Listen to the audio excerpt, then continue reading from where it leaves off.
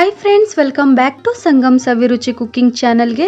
ಇವತ್ತಿನ ರೆಸಿಪಿಯಲ್ಲಿ ತೆಂಗಿನಕಾಯಿ ಹೋಳಿಗೆ ಮಾಡಿ ತೋರಿಸ್ತಾ ಇದ್ದೀನಿ. ವಿಡಿಯೋನ ಎಲ್ಲೂ ಸ್ಕಿಪ್ ಮಾಡದೆ ಕೊನೆವರೆಗೂ ನೋಡಿ ಸಪೋರ್ಟ್ ಮಾಡಿ. ಫ್ರೆಂಡ್ಸ್, ಮೊದಲಿಗೆ ತೆಂಗಿನಕಾಯಿ ಹೋಳಿಗೆ ಮಾಡಲಿಕ್ಕೆ ಕಣಕ ರೆಡಿ ಮಾಡ್ಕೊಳ್ಬೇಕು. 1 ಕಪ್ ನಾನಿಲ್ಲಿ ಮೈದಾ ಹಿಟ್ಟನ್ನು ತೊಗೊಂಡಿದ್ದೀನಿ.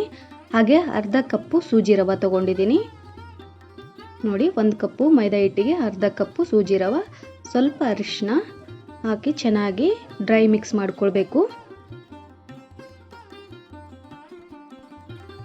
ಫ್ರೆಂಡ್ಸ್ ನೋಡಿ, ಇವಾಗ ಡ್ರೈ ಮಿಕ್ಸ್ ಮಾಡ್ಕೊಂಡಿದ್ದು ಆಗಿದೆ. ಇವಾಗ ನೀರು ಹಾಕಿ ಕಣಕನ ಚೆನ್ನಾಗಿ ನಾದ್ಕೊಳ್ಬೇಕು.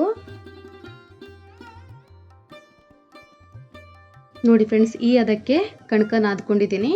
ಇವಾಗ ಮೇಲಿಂದ ಸ್ವಲ್ಪ ಎಣ್ಣೆ ಹಾಕಿ ಕಣಕ ನಾದ್ಕೊಳ್ಬೇಕು. ಎಣ್ಣೆ ಹಾಕೋದ್ರಿಂದ ಕಣಕ ಸಾಫ್ಟ್ ಆಗುತ್ತೆ. ಫ್ರೆಂಡ್ಸ್, ತೆಂಗಿನಕಾಯಿ ಹೋಳಿಗೆ ಮಾಡೋದು ತುಂಬ ಸುಲಭ. ಫ್ರೆಂಡ್ಸ್, ಈ ವಿಧಾನದಲ್ಲಿ ನೀವು ಕೂಡ ಟ್ರೈ ಮಾಡಿ.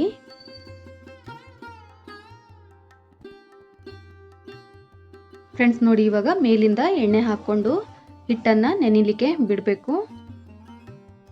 ನೋಡಿ ಫ್ರೆಂಡ್ಸ್, ಇವಾಗ ಎಣ್ಣೆ ಹಾಕಿದ್ದು ಆದಮೇಲೆ 1-2 ಗಂಟೆ ನಾನು ಕಣಕ ನೆನೆಯಲಿಕ್ಕೆ ಬಿಡ್ತೀನಿ. ಫ್ರೆಂಡ್ಸ್, ಇವಾಗ ಹೂರಣ ರೆಡಿ ಮಾಡ್ಕೊಳ್ಬೇಕು. ಹೂರಣ ರೆಡಿ ಮಾಡ್ಕೊಳ್ಳಿಕ್ಕೆ ತೆಂಗಿನ ತುರಿ ತೊಗೊಂಡಿದ್ದೀನಿ. 2 ಕಪ್ಪು ತೆಂಗಿನ ತುರಿ ತೊಗೊಂಡಿದ್ದೀನಿ. ಇವಾಗ ಮಿಕ್ಸಿ ಜಾರ್ನಲ್ಲಿ ಹಾಕ್ಕೊಂಡು ಇದನ್ನು ಪುಡಿ ಮಾಡ್ಕೊಳ್ಬೇಕು.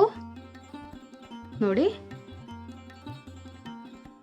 ಸಣ್ಣದಾಗಿ ರುಬ್ಕೊಳ್ಬೇಕು. ನೀರು ಹಾಕ್ಕೊಳ್ಬಾರ್ದು, ಹಾಗೆ ರುಬ್ಕೊಂಡು ತಗೊಳ್ಬೇಕು.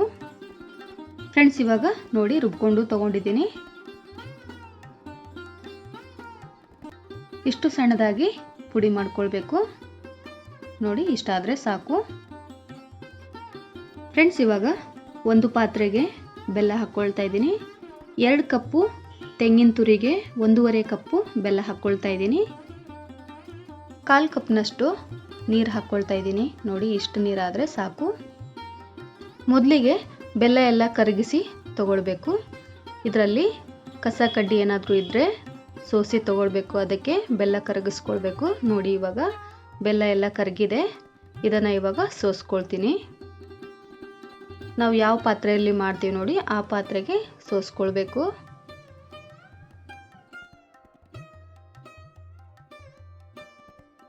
ಫ್ರೆಂಡ್ಸ್ ನೋಡಿ, ಸೋಸಿ ತಗೊಂಡಿದ್ದೀನಿ. ಇವಾಗ ಕುದಿಸ್ಕೊಳ್ಬೇಕು. ಪಾಕ ಏನು ಬರ್ಸ್ಕೊಳ್ಳೋದು ಬೇಡ, ಹಾಗೆ ಕುದಿಸ್ಕೊಂಡ್ರೆ ಸಾಕು. ಇವಾಗ 1 ಸ್ಪೂನು ತುಪ್ಪ ಹಾಕ್ಕೊಳ್ತಾ ಇದ್ದೀನಿ. ಇದು ಆಪ್ಷನಲ್ ಫ್ರೆಂಡ್ಸ್, ನಿಮಗೆ ಬೇಕಾದರೆ ಹಾಕ್ಕೊಳ್ಳಿ.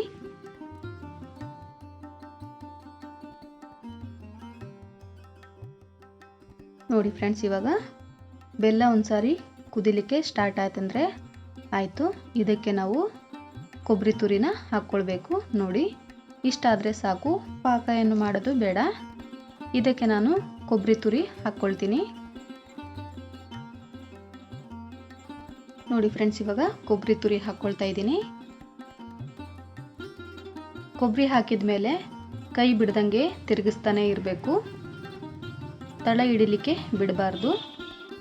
ಫ್ರೆಂಡ್ಸ್, ಇದು ರೆಡಿ ಆಗಲಿಕ್ಕೆ 7-8 ನಿಮಿಷ ಟೈಮ್ ಬೇಕಾಗುತ್ತೆ. ಕೈ ಬಿಡ್ದಂಗೆ ತಿರುಗಿಸ್ತಾನೆ ಇರಬೇಕು. ನೋಡಿ, ಇವಾಗ ನೀರಿನ ಅಂಶ ಎಲ್ಲ ಹೋಗಿದೆ. ಇಷ್ಟಾದರೆ ಸಾಕು. ಇದಕ್ಕೆ ಇವಾಗ ಏಲಕ್ಕಿ ಪುಡಿ ಹಾಕ್ಕೊಳ್ತೀನಿ. ಏಲಕ್ಕಿ ಪುಡಿ ಹಾಕಿ ಚೆನ್ನಾಗಿ ಮಿಕ್ಸ್ ಮಾಡ್ಕೊಳ್ಬೇಕು. ನೋಡಿ, ಮಿಕ್ಸ್ ಮಾಡ್ಕೊಂಡಿದ್ದು ಆಗಿದೆ. ಇವಾಗ ಗ್ಯಾಸ್ ಆಫ್ ಮಾಡಿ ಲಿಡ್ ಕ್ಲೋಸ್ ಮಾಡಿ ತಣ್ಣಗಾಗಲಿಕ್ಕೆ ಬಿಡ್ತೀನಿ. ನೋಡಿ ಫ್ರೆಂಡ್ಸ್, ಇವಾಗ ಉಂಡೆ ಕಟ್ಕೊಳ್ತೀನಿ. ಹೂರ್ಣ ಈ ರೀತಿ ಕೈಗೆ ಅಂಟೋ ರೀತಿ ಇರಬೇಕು, ಪೂರ್ತಿ ಗಟ್ಟಿ ಆಗಬಾರ್ದು.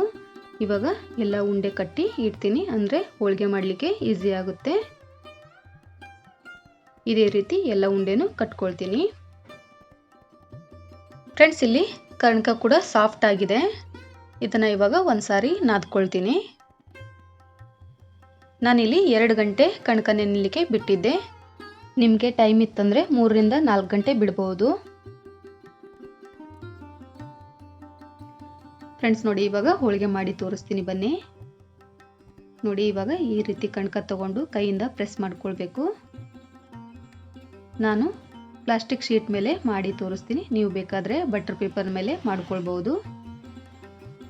ಫ್ರೆಂಡ್ಸ್, ಇವಾಗ ಪ್ಲಾಸ್ಟಿಕ್ ಕವರಿಗೆ ಸ್ವಲ್ಪ ಎಣ್ಣೆ ಸವರ್ಕೊಳ್ತೀನಿ. ನೋಡಿ, ಈ ರೀತಿ ಎಣ್ಣೆ ಸವರ್ಕೊಂಡು ಈ ರೀತಿ ಪ್ರೆಸ್ ಮಾಡ್ಕೊಳ್ಬೇಕು.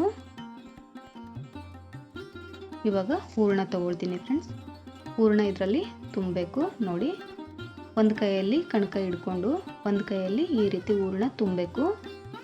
ಒಂದು ಕೈಯಿಂದ ಕಣಕನ ಈ ರೀತಿ ಪ್ರೆಸ್ ಮಾಡ್ಕೊಳ್ಬೇಕು. ನೋಡಿ, ಈ ರೀತಿ ತುಂಬಿಕೊಳ್ಬೇಕು. ಕೊನೆಯಲ್ಲಿ ಈ ರೀತಿ ಕ್ಲೋಸ್ ಮಾಡ್ಕೊಳ್ಬೇಕು.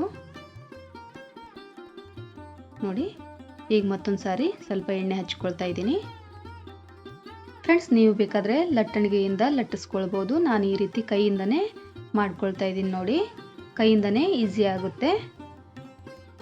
ನಮಗೆ ಎಷ್ಟು ತೆಳ್ಳಗೆ ಬೇಕೋ ಅಷ್ಟು ತೆಳ್ಳಗೆ ನಾವು ಕೈಯಿಂದ ಪ್ರೆಸ್ ಮಾಡ್ಕೊಳ್ಬೋದು. ನೋಡಿ, ಪೂರ್ತಿ ತೆಳ್ಳಗೂ ಇರಬಾರ್ದು ಫ್ರೆಂಡ್ಸ್, ಸ್ವಲ್ಪ ತಪ್ಪಗೆ ಇರಲಿ. ತುದಿ ಎಲ್ಲ ಪ್ರೆಸ್ ಮಾಡ್ಕೊಳ್ಬೇಕು. ನೋಡಿ, ಇಷ್ಟಾದರೆ ಸಾಕು ಫ್ರೆಂಡ್ಸ್. ಇಲ್ಲಿ ಹಂಚು ಕೂಡ ಬಿಸಿಯಾಗಿದೆ. ಸ್ವಲ್ಪ ಎಣ್ಣೆ ಹಚ್ಕೊಳ್ತೀನಿ. ನೋಡಿ, ಎಣ್ಣೆ ಸವರ್ಕೊಂಡು ಹೋಳಿಗೆ ಹಾಕ್ಕೊಳ್ಬೇಕು ಫ್ರೆಂಡ್ಸ್. ಹೋಳಿಗೆ ಹಾಕಿದ್ದು ಆದಮೇಲೆ ಮೇಲಿಂದ ಎಣ್ಣೆ ಹಚ್ಚೋದೇನು ಬೇಡ. ಎಣ್ಣೆ ಹಚ್ಚಿ ಮಾಡಿರ್ತೀವಲ್ಲ, ಹಾಗಾಗಿ ಮತ್ತೆ ಹಚ್ಚೋದು ಬೇಡ. ಇವಾಗ ನೋಡಿ, ತಿರುಗಿಸಿ ಹಾಕ್ಕೊಳ್ತೀನಿ. ಇವಾಗ ಮತ್ತೆ ತಿರುಗಿಸಿ ಹಾಕ್ಕೊಳ್ಬೇಕು. ಎರಡೂ ಬದಿಯಲ್ಲಿ ಚೆನ್ನಾಗಿ ಬೇಯಿಸ್ಕೊಳ್ಬೇಕು. ನೋಡಿ ಫ್ರೆಂಡ್ಸ್, ಇವಾಗ ಆಗಿದೆ. ಇವಾಗ ಪ್ಲೇಟ್ಗೆ ತೆಗಿತಾ ಇದ್ದೀನಿ.